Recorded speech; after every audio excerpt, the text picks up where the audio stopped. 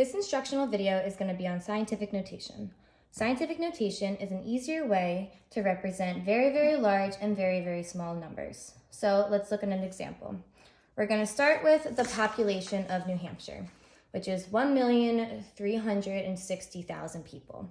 What we're trying to do is find an easier and more manageable way to write this number. Basically, we want to find out how to write it without all these zeros in it. So we're going to first start with looking at how many place values are between the decimal point and the first non-zero number. So let's count. 1, 2, 3, 4, 5, 6. Sorry, that's really bad. There are 6 places between decimal point and the first non-zero number.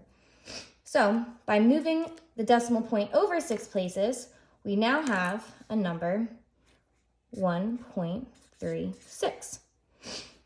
Obviously, this is not the population of New Hampshire, so what we're going to try and do is replace the zeros by multiplying this number here by 10 raised to some power. The power we're going to raise it to is going to be the number of places between the decimal point and the first non-zero number. In this case, it's going to be 6. So we need to multiply this by 10 to the 6. So we can check this by moving the decimal point over 6 spaces to see if we get our original number. 1, 2, 3, 4, 5, 6. Let's fill in the zeros here. 1, 2, 3, 4. And we have our original number. Something important to point out, however, is that we always multiply by 10 raised to some power. In other words, the base is never not 10. When we started this video, we said that we were going to be working with very, very large numbers. So let's take a look at a very, very large number. In this example, it is going to be the Earth's mass. So the Earth's mass is 5972 followed by 21 zeros. Obviously, we don't want to write out all 21 zeros when we're working with the Earth's mass. So what we're going to do is we're going to take a look at a couple powers of 10. First is going to be 10 to the 0, which is obviously 1. 10 to the first, 10. 10 squared, 100, and it goes on. So looking at 10 to the 0, we do not have any zeros. 10 to the first, 1 0. 10 to the second, 2 zeros. So this means that, say we have 10 to the 70th. This would be 1 followed by 70 zeros. Now, looking back at the Earth's mass, we have 21 zeros and 3 non-zero digits before the first non-zero number, meaning we have 24 digits in total.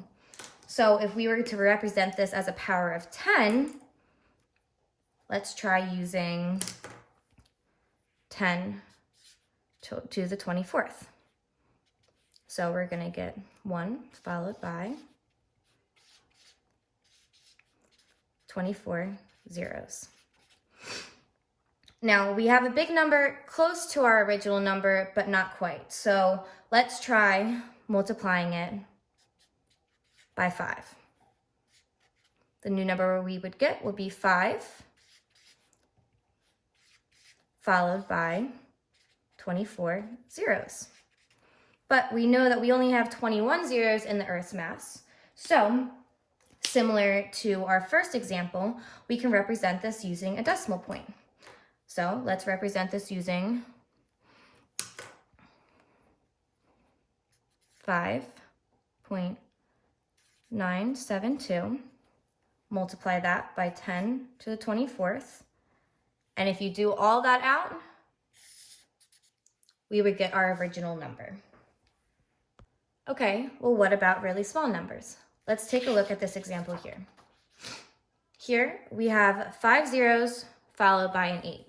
We're going to try and use scientific notation to represent this number in a more cleaner and easier way to read. So as we know from our exponent rules, we can have negative exponents. So 10 with a negative power is going to be how many places you move behind the decimal point. So let's start by using the same method we did with the large number, and let's look at some powers of 10. So 10 to the 0 is going to be 1, obviously.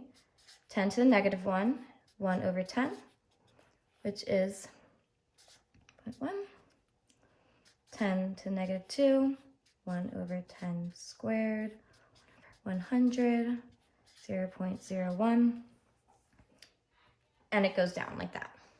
So here we're going to look at what is the highest power of 10 that goes into this number here. So in other words, how many places behind the decimal point do we have? Let's count. 1, 2, 3, 4, 5, 6. 6 places. So similar to our first example with the Earth's mass, let's take a look at 10 to the negative 6. Should be 1, 2, 3, 4, 5 zeros followed by a 1. If we multiply this by 8, we would get 2, 3, 4, 5 zeros followed by an 8.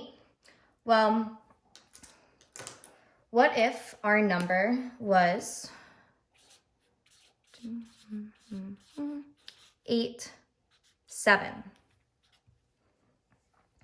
Same thing with the first two examples. We're trying to find a decimal point. So what we're going to do is we go to the first non-zero digit, because this is going to be the largest power of 10.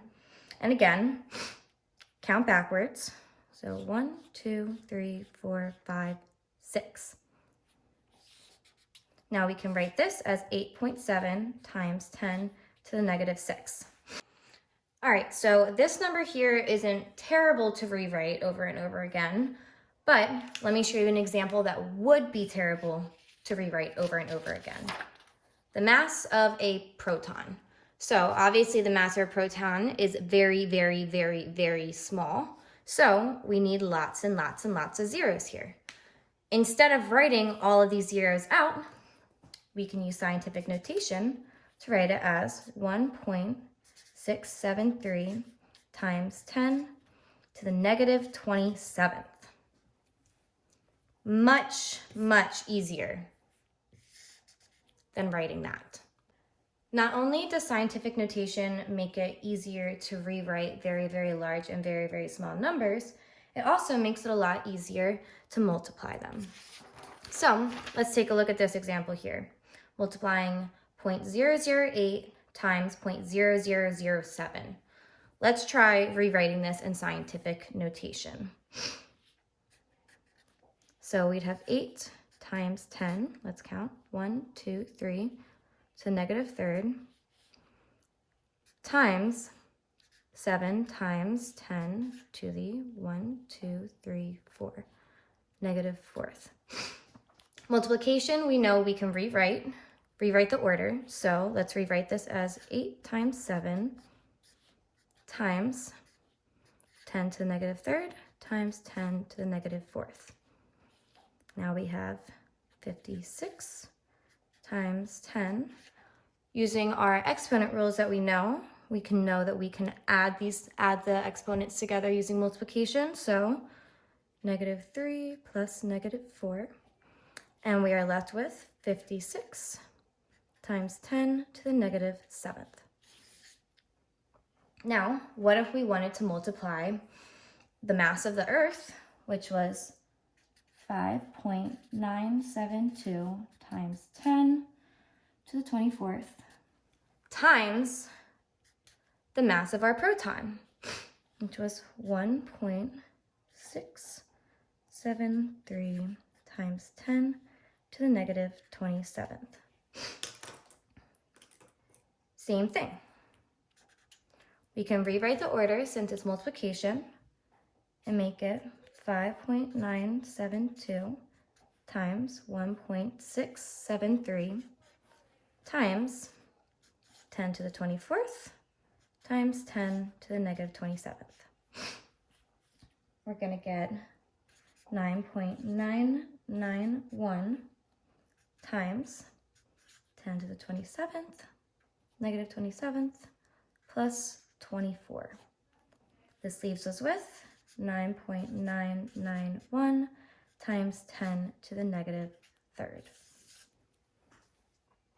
All right, so let's look at our takeaways from this lesson. Scientific notation is a very useful way for representing very large and very small numbers.